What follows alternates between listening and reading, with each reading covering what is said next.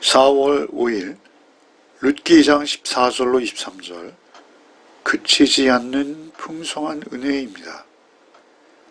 룻이 보아스의 밭으로 가게 되었죠. 그것은 우연이 아니었습니다. 본문은 우연이라 하지만 결코 우연이 아닌 것이죠. 하나님의 섭리, 하나님의 손길에 의한 일이었습니다. 보아스는 돌아가신 시아버지 엘리멜렉의 친척이자 유력한 사람으로서 그들의 기업을 물을 만한 가까운 친척이었습니다.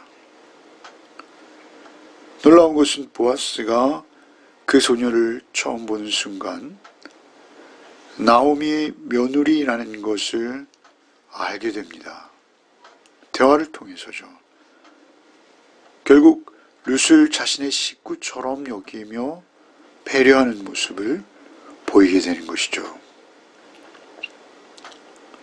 먼저 룻을 점심 식사에 초대합니다. 14절로 16절을 읽겠습니다.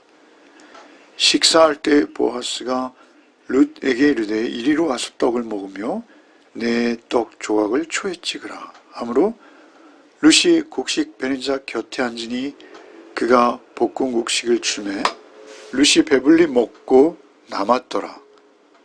룻이 이삭을 주우러 일어날 때 보아스가 자기 소년들에게 명령하여 이르되 그에게 곡식단 사이에서 줍게 하고 책망하지 말며 또 그를 위하여 곡식 다발에서 조금씩 뽑아버려서 그에게 줍게 하고 꾸짖지 말라 하니라.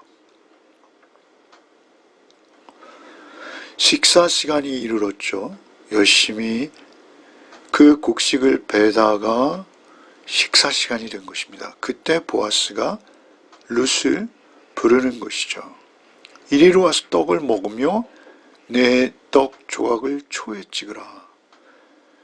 이 초라는 것은 포도주로 만든 빵을 위한 양념 내지는 소스와 같은 것이죠.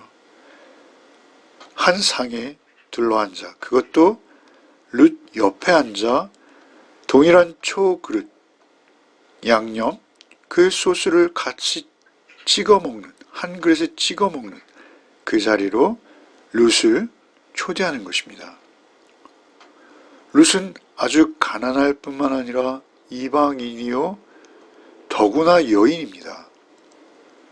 유대인에게 있어서 그녀를 초대하는 것은 그리고 자신의 옆자리로 그를 권하고 한 양념 초 그릇에 빵을 함께 찍어 먹는 것, 그것은 그야말로 은혜 중의 은혜입니다. 유대인에게 밥상은 특별한 의미를 갖는 것이죠.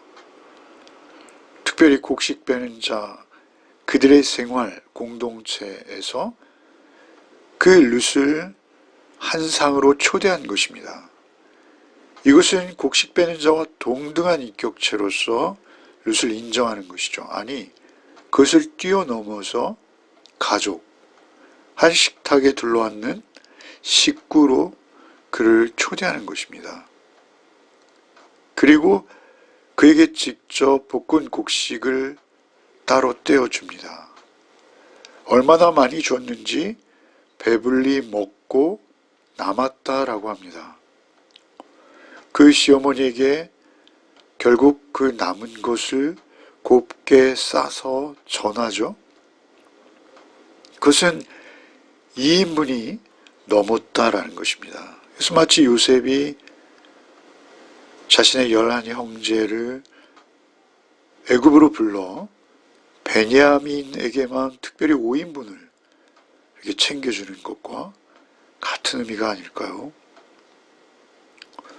룻이 이삭을 주우러 일어날 때에 더욱이 이제 보아스가 자기 소년들에게 2가지 명령을 합니다. 그것은 곡식 단 사이에서 줍게 하고 꾸짖지 말라는 것입니다. 책망하지 말라는 것이죠. 곡식을 거두고 난 자리로 와서 이삭을 줍는 것이 아니라 곡식의 단을 묶고 있을 때도 그 옆에 와서 주실 수 있게 하라는 것이죠. 곡식을 줍기에 굉장히 유리한 자리인 것입니다. 저리로 가라고 꾸짖지 말라고까지 당부하는 것이 첫째죠. 그리고 더 놀라운 것은 두 번째, 곡식 다발에서 조금씩 뽑아서 버리라는 것입니다. 그래서 그녀에게 줍게 하고 그녀가 주술 때 결코 꾸짖지 말라는 것입니다. 뽑아버린다라는 이 히브리어를 좀 더 직역하면 떼어낸다 이런 의미입니다. 떼어내서 그 이삭 뭉치를 떼어내서 일부러 땅에 흘리라 라고 명령하는 것이죠. 그것은 동정이나 긍휼을 뛰어넘는 것입니다. 오히려 룻의 인애, 룻이 그 나오미 시어머니에게 베푼 헤세드, 그 인애를 듣고 인애의 소식을 듣고 나오미가 데려온 그 며느리의 사랑에 보아스가 감동된 것입니다.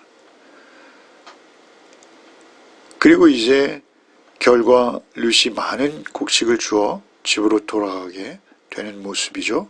17절로 19절을 읽겠습니다.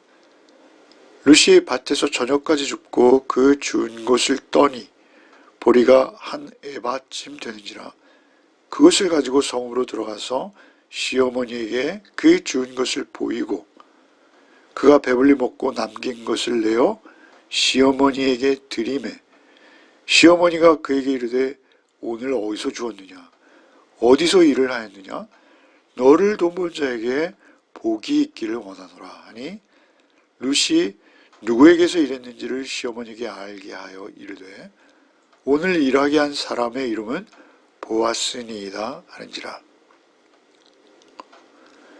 이제 룻이 밭에서 저녁까지 성실히 이삭을 주었다 하죠. 그리고 그 준 것을 떠니 보리가 한 에바쯤 되는지라. 떤다라는 것은 타작한다라는 의미입니다. 그 준 보리 이삭들을 평평한 곳에 놓고 막대기나 돌을 사용해서 알곡만을 떼어내는 것입니다. 떠니, 준 것을 떠니 보리가 한 에바, 한 에바는 22리터, 22리터입니다. 22리터면 페트병이 2리터지 않습니까? 그 페트병으로 22개입니다. 그러면 여성이 들기에는 거의 짊어져야 할 수준입니다. 22리터면 상당한 무게이죠. 상당한 양입니다. 놀라운 일이라 하지 않을 수 없는 것이죠. 그것을 가지고 성읍에 들어가서 시어머니에게 그 준 것을 보이고 배불리 먹고 남긴 것을 내어 시어머니에게 드리매 보이고 드립니다. 나오미 곧 시어머니를 극진히 모시고 있는 룻의 태도를 볼 수 있죠. 특별히 시어머니에게 그것을 보이고 라고 할 때 나오미가 그 이름으로 불려지지 아니하고 룻을 중심으로 한 시어머니로 불려지는 것이죠. 이제 중심 인물이 나오미에서 룻으로 넘어가는 것입니다. 그 룻이 시어머니에게 그 주운 것을 보이고 드릴 때 시어머니가 하는 말이죠. 어디서 주었느냐? 어디서 일을 하였느냐? 너를 돌본 자에게 복이 있기를 원하노라. 이렇게 많이 줬다니 이것을 도대체 어떻게 가능하게 하였느냐? 어디서 주었느냐가 나오미의 첫 번째 관심이었습니다.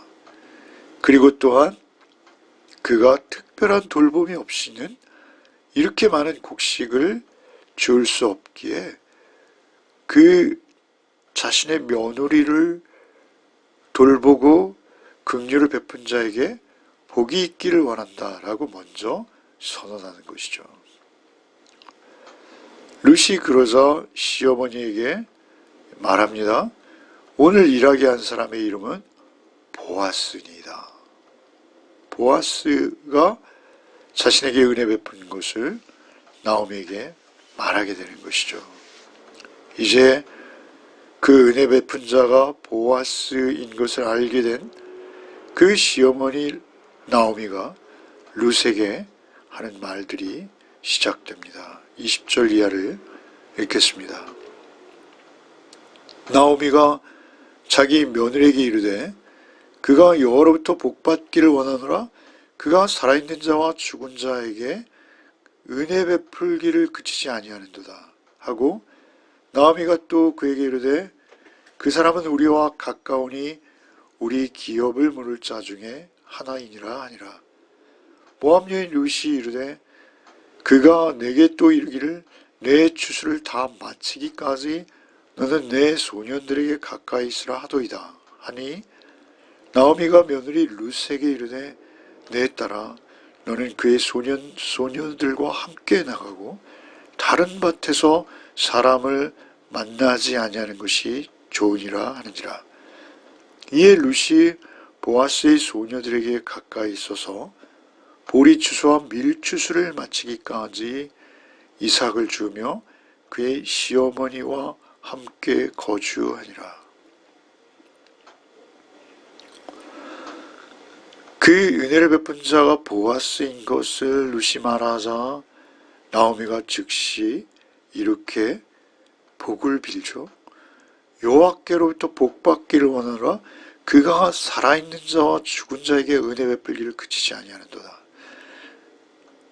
먼저 서로 복을 비는 관계들입니다. 그리고 특별히 그가 복을 빈 대상이 살아있는 자는 물론이요 죽은 자에게까지 은혜 베풀기를 그치지 아니했다라고 그 복받을 만한 일을 그가 이제 언급하는 것이죠.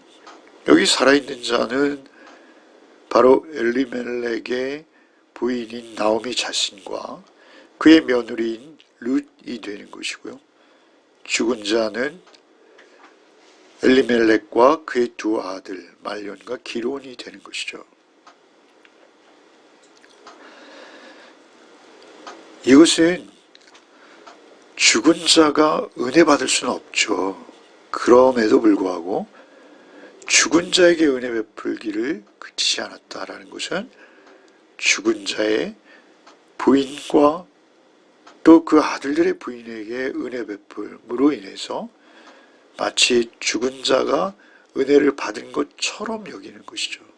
죽었음에도 그들에게 영향을 미치고 있다라는 것입니다. 그리고 보아스가 그 영향력을 전하는 자로 그 일을 감당하고 있다라는 것이죠. 죽은 자에게라고 말할 수 있는 것은 그 룻이 앞서 6절에 사환에게 물어서 누구의 소녀냐라고 묻지 않습니까? 그러니까 어떤 집안의 소녀냐, 누구의 부인이냐, 누구의 딸이냐 이렇게 묻는 것이죠. 유대 사회에서 이것은 의미를 갖는 것입니다. 나오미와 함께 모압 지방에서 돌아온 모압 소녀인데 이렇게 사환이 대답하죠. 나오미라는 이름이 언급되었고 특별히 그 아들이 모압 지방의 모압 소녀를 취해서 결혼했고 그 모든 내막을 보아스가 들어서 이미 알고 있죠. 그것을 알게 되고 이제 확인하게 된 상태에서 그들에게 은혜를 베푼 것입니다. 그러면서 나오미가 이어서 그 사람은 우리와 가까우니 우리 기업 물을 자 중에 하나다. 기업 물을 자, 이 고엘이라는 특별한 단어이죠. 기업 물을 자라는 것은 앞서 설명드렸습니다만 땅이나 또는 노예로 팔리거나 또는 아들 없이 사망하거나 하였을 경우 그 잃어버린 땅이나 또는 노예로 팔려버린 그 가련한 신분을 다시 회복시켜줄 권리가 있는, 의무가 있는 그러한 가까운 일가 친척이라는 의미입니다. 사실 이 고엘이라는 이스라엘의 제도가 의미하는 바는 그 자체가 복음이죠. 상속의 권리를 회복시켜주는 자, 노예로 팔려버린 자를 다시 자유롭게 하거나 땅을 잃은 자에게 땅을 찾아주는 것은 그들에게 생명을 되찾아주는 것과 동일한 것이죠. 그래서 이것은 기업 물을 자, 우리의 기업이 무엇입니까? 그것은 아버지의 나라이요 천국입니다. 그 우리가 죄에게 팔려서 죄의 종이 되어버린 우리를 그 피로 값주고 다시 사셔서 천국의 자녀들로 그 권리를 회복시켜 주시는 우리의 친척, 우리의 형제, 예수께서 사람이 되셔서 하나님의 독생자가 사람이 되셔서 기업물을 자가 되어주심으로 우리를 구원해 주신 이 복음의 의미를 가지고 있는 것이죠. 특별히 나오미가 보아스를 우리 기업물을 자 중에 하나이다 라고 룻에게 말하는 것, 여기서부터 나오미에게는 소망이 생기는 것이죠. 모압 여인 룻이 이르되 그가 내게 또 이르기를 추수를 다 마치기까지 너는 내 소년들에게 가까이 있으라고 하더이다 라고 보아스의 베푼 은혜를 시어머니에게 전하는 것이죠. 그러자 시어머니가 내 딸아 너는 그 소녀들과 함께 나가고 다른 밭에서 사람을 만나지 않는 것이 좋겠다 이렇게 말하죠. 여기서 만난다라는 히브리어 파가인데요. 이 만남은 그냥 만나는 것이 아니라 아주 공격적이고 폭력적인 만남의 의미를 가지는 단어입니다. 그러니까 이제 다른 밭에서 사람을 그 폭력적이고 공격적인 만남으로 이어질 수 있는 그런 만남, 그런 사람을 만나는 일을 하지 말고 이제는 보아스의 밭에만 머물러야 하겠구나 라고 시어머니가 동의하는 것이죠. 그리고 이제 보리추수와 밀추수까지 이삭을 주며 그 시어머니와 함께 거주했다라고 본문은 마치고 있습니다. 보리추수와 밀추수가 약 한 달에서 2달 가까이 사이가 있다고 합니다. 결국 그들이 한두 달 그렇게 계속 이삭을 주며 그 은혜를 힘입어 살아갈 수 있는 그러한 입장이 되어진 것이죠. 당분간은 안심할 수 있는 것입니다. 함께 은혜를 나누며 살아가는 아름다운 공동체의 이야기가 이제 이어지고 있는 것이죠. 그리고 이 이야기가 이제 우리에게 큰 기대를 갖게 하는 것입니다. 그 기대는 무엇입니까? 결국 그들이 그 은혜 안에서 놀라운 하나님의 자녀된 권리를 누리게 되는 그러한 은혜를 힘입게 되는 그러한 내용으로 이어지게 되는 것이죠.